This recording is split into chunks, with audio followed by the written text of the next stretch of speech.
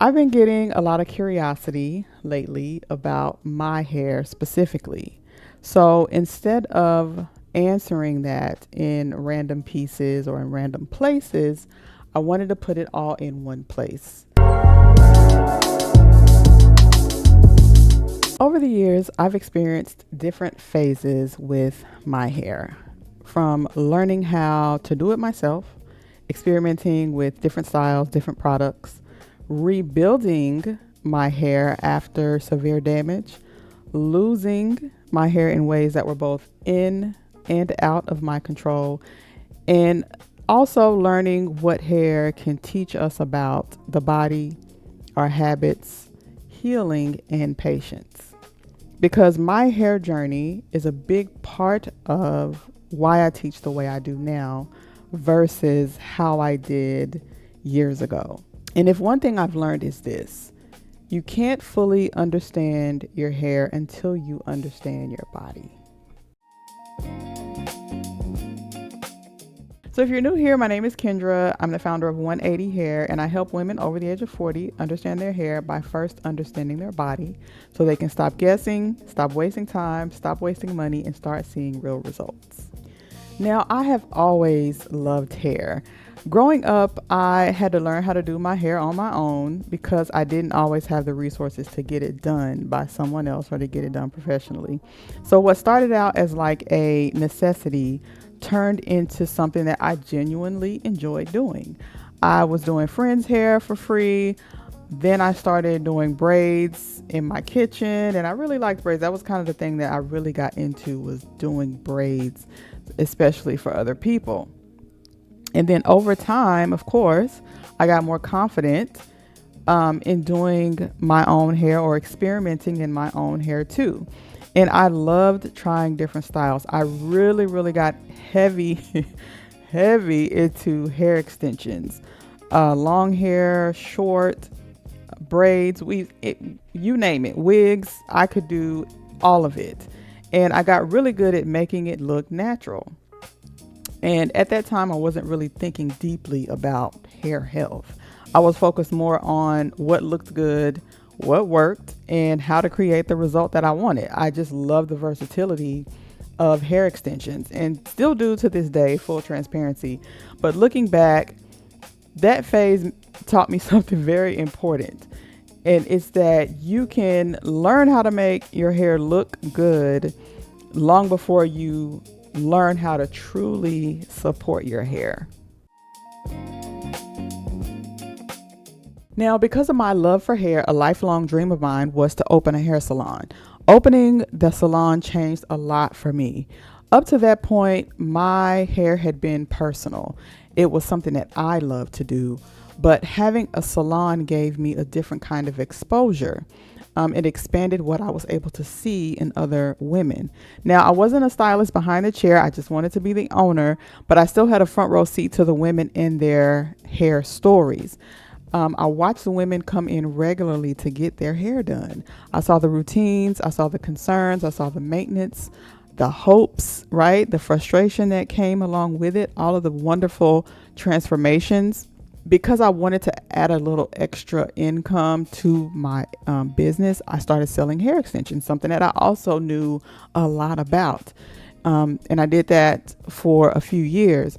That opened my eyes even more, because the more conversations that I had, the more I realized that women were not just buying extensions because they wanted to change their style up.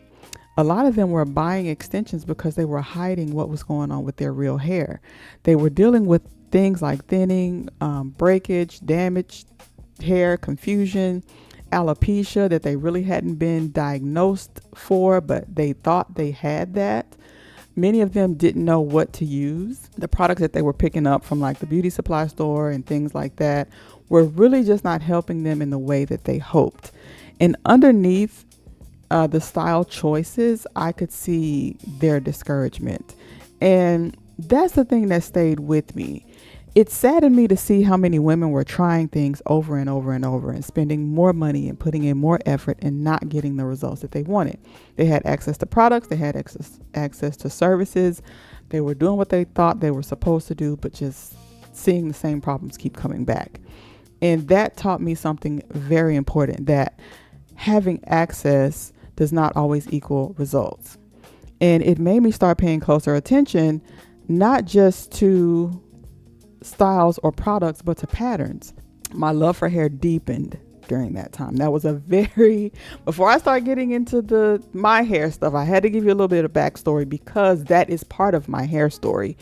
My love for hair deepened during that time, but also my awareness did too. I started to see that hair was carrying more than appearance, and it was carrying habits, history, frustration, and in many cases, a lack of understanding. And once I saw it and heard it, I couldn't unsee it and unhear it.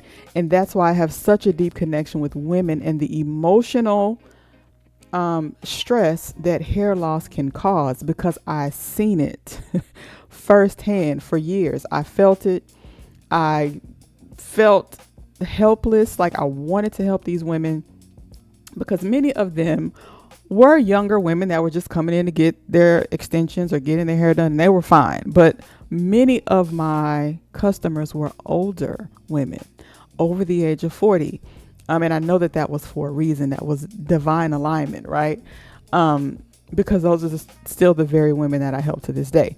But unfortunately, a few years after owning the salon, I had to pack it up and close it down. My chairs, stations, dryers, sink, my office stuff. Where's the sink? The sink. Now, somewhere in the middle of all of that I was seeing in other women and everything that was going on in the salon, my attention started to turn inward. I had spent so much time loving hair, working around hair, observing other women and their hair struggles, that eventually I had to look more honestly at my own hair. And if I'm being real, this was probably not my best moment. Okay. I think I said this one time before in a blog post or something. One day I pulled my wig back and my edges was gone. My edges had started thinning, and a big part of that came from my own habits. I again, full transparency. Now, at the time I was wearing wigs. I was very good at making the wig look good and all of that, but I was wearing it the wrong way. I was too focused on the style, the convenience. I was too focused on the finished look. I was not properly tending to my own edges before, during, or after the install. Okay. I was not supporting my hair in a way that I should have been. And over time it showed. That season humbled me because it forced me to confront something that I had never, or something that I now teach all the time. Your hair responds to what you do consistently, not just once, not just a few days, but repeatedly over time. Now, it would have been easy for me to put all the attention on, products, but the deeper issue was my habits. The way I was handling my hair, the things I kept overlooking, the choices that seemed to be not a big deal at the time or in the moment, but actually added up over time. It pushed me to start asking deeper questions. Okay. Now, around that time, I also began to get more serious about studying natural ingredients for healing. I wanted to understand what actually supports the scalp, what herbs or products or ingredients or processes actually help the hair, how the hair growth cycle works, all of those things, not just what makes hair look good temporarily. So again, after I closed my shop, I took about a year to do study and research and begin developing my own product line that would genuinely be a natural solution to women dealing with hair loss and thinning, right? My first product was a hydrating mist. Now, that was easy. I created that as like a dual product for women to use to keep their hair extensions hydrated and also to hydrate their hair and scalp underneath their style. But the balm, which is my number one selling hair and scalp treatment, it took a lot more time to develop because that product required a lot of patience, a lot of testing, a lot of reformulation, a lot of waiting to see what happens. I initially marketed that product as a hair growth treatment. I don't market it as that anymore. What better time to use this amazing product to use on my own hair, to be my own test subject, So I used the balm on my own edges to see what happened. Nothing happened overnight. Nothing happened instantly, but gradually and consistently, I began to see my edges come back in. And so that taught me that, sometimes we see, or sometimes a breakthrough in our hair health is not just about the product. Okay, I know I've said that in many videos. Sometimes it's about seeing the role that your habits played in your hair. Okay, for me, in that time, because I have other hair loss stories, but in that time, it was my habits that I chose my look or how my hair looked on the outside more than I chose to take care of what was happening underneath that style. Now, the next part of my journey took a turn that ain't had nothing to do with tight styles, poor habits, or choosing the wrong products, okay? I experienced a different type of hair loss, and at the time, I was diagnosed with breast cancer, and I had to do surgery, radiation, and chemotherapy. Now, hair loss from chemotherapy is different, okay? Up to that point, I had already learned so much about hair. I had seen how habits can damage it, how consistency can help restore it. I had studied ingredients, I had tested products. I started understanding the role of hair care and patience and routine and health and all of that. But this experience reminded me that none of that meant nothing. There are some seasons in life where hair loss is not about what you know or what you did wrong. It's not about neglect or bad choices. Sometimes life just interrupts everything. That part of my journey added a different kind of emotional weight, okay? That hair loss was completely outside of my control. So it wasn't just about the appearance, it was about adjusting to a reality that I did not get to choose. What also stood out in that time was how long regrowth can actually take. My hair grew back twice. My hair grew back initially in a different texture. It all fell out, and then it grew back again in my original texture. None of this happened overnight. This was like a long, drawn out process, and it wasn't dramatic. No product could force my hair to grow back in a way that my body was not ready for. Okay, that's a hard and important truth. Again, products can support the hair and scalp. They can be a part of a healthy routine, but they are not magic. They cannot override timing. They cannot override healing or what the body has been through. It reminded me that hair is deeply connected to the body. This is why I totally have shifted how I teach hair health. I now have a deeper compassion for women dealing with hair loss, okay? Because I understand firsthand that hair loss is not always simple. It's not always something you can fix quickly. So when these companies get online talking about fast hair growth, grow your hair, in 2 weeks and all of those things, it really upsets me because hair health, hair regrowth is not a one size, everybody's grows back the same way. Okay. It depends on so many things. So the lesson is not just about what to use. It's about learning how to care for yourself, care for your body, for your hair while your body finds its way back. After my hair started to grow back and get back in a healthier place after losing it all from chemotherapy, I could have easily looked at that season like, okay, the hard part was over. But of course, life had more to show me. Not long after that, I went through a stressful situation that many of us are affected by or can relate to, and that's divorce. I'll keep that part general because this video is not meant to center every detail of my story. What matters most is what those seasons taught me about my hair and my body. Okay. You can do everything right on the surface and still find yourself dealing with changes that you don't expect. Many of us can probably relate to this. It put me in a deep depression. Because of course it was loss. It was external loss, but it was still loss nonetheless.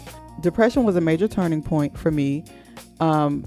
Because again, by then I knew all I needed to know about styling and damage and regrowth and patience and consistency. But this season pushed me even further, because hair loss from chemotherapy, you kind of expect that. You know that that's going to happen. You just have to wait. Hair loss from stress or depression, mental things, you don't know. you don't know, right? You don't think about that. And do you think that at that time my hair wasn't the most important thing? No, it was not. Again, I had to turn inward. At this point, I cared less about what my hair needed and more about what my body needed, what my mindset needed. Not just focusing on what I could apply, but paying attention to what needed support for Kendra. It helped me understand in a deeper way that hair is not always the problem. Hair is the messenger. It's one of the ways that the body communicates to us. It reveals our stress, our imbalance, our depletion, things that have changed, ways we're healing, things that have been disrupted. And if all we do is react to what we see on the outside, we may miss the bigger picture completely. This is one of the biggest reasons I decided to teach the way I do. If going through breast cancer didn't change my perspective enough, going through a divorce changed it all the way. And again, I'm not trying to make this video about everything I've gone through, because we've all gone through things. This is the foundation for how and why I teach and why I have so much passion for women in their hair loss journey. Because yes, products matter. Yes, caring for your hair matters. Habits matter. But sometimes we have to slow down. And we have to ask, what is our hair reflecting? What's going on? If I would have just went to a stylist and they saw how bad of a condition my hair was in and how much hair I had lost, and I didn't tell them that I was dealing with a lot of internal stress, would that have been fair? Probably not. Again, we have to remember that our hair is not separate from the body. No product is going to fix or restore or regrow my hair when internally I'm depleted, when internally I'm constantly stressed and worried and bitter and angry and emotional roller coaster and fight or flight. Like, all of those things matter. So even after seeing several therapists and doctors who basically didn't provide me any help other than pills that made things worse, I decided to get back into my body.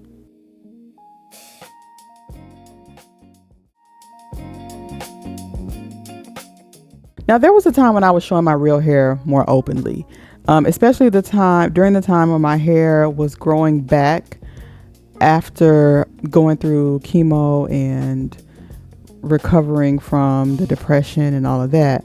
I wasn't just talking about hair care in theory. I was living it. I was documenting it and applying what I learned in real time. And that season matters to me because I wasn't always hidden behind hair extensions or protective styles. There were times when I let people see more of my natural hair and more of my process, because at that time, that was what my business was about. But over time, my focus shifted. I began realizing that showing my hair, while it was helpful in some ways, it was not always enough to truly help women the way I wanted to help them. You can watch a routine all day. You can copy a method all day and still not understand why it works or why it's not working for you. A visible routine can inspire you, but it cannot replace your understanding. That's when I started moving away from simply demonstrating hair and moving fully into teaching something deeper. I also returned to wearing hair extensions again. Yes, this is a protective style. So to answer the question, to address the elephant in the room, I wear protective styles. Okay. But again, my perspective has changed, and that shift changed how I show up online. So I've always had this YouTube channel. I really didn't start getting active or on it until recently, but I named the channel a lot of different things and finally landed on the boss of hair loss. And the plot twist with that title is that I'm not the boss. You are. You are the one living in your body. You are the one experiencing your hair every day. You are the one that has to learn your patterns, your needs, your signals. So my role is not to be the star of your journey. My role is to guide you through your own. That's why my content changed, because I don't want to build a platform where I felt like women would be dependent on me showing up, copying my routine, copying how I do what I do. I wanted to build a platform where women felt more confident understanding their own hair. Because in the end, the goal is not just to watch somebody else's results. I don't want you to just watch. I hope you watch, but I hope you also implement and become more aware of your own hair. So where I am now in my own routine is not about the routine itself. The understanding is, okay? My hair has changed so many times over the years that I've had to change my routine consistently. And that's the thing that I'm hoping women understand from my platform. The way I care for my hair underneath my protective styles matters more now than it ever has. My shampooing, my conditioning, my detangling, my maintenance, how I prep for protective styles, and using my own products as part of that process. And not just styling it, but maintaining it. And not just covering it up, but supporting what's underneath. That means paying attention to what my hair and scalp actually need all the time.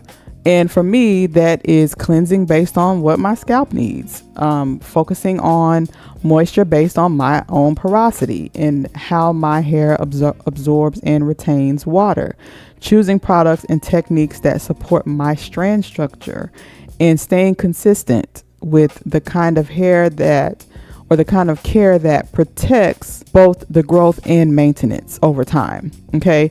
And again, this is the heart of why I created my system or my program, Hair Rehab, because it's not a one size fits all routine.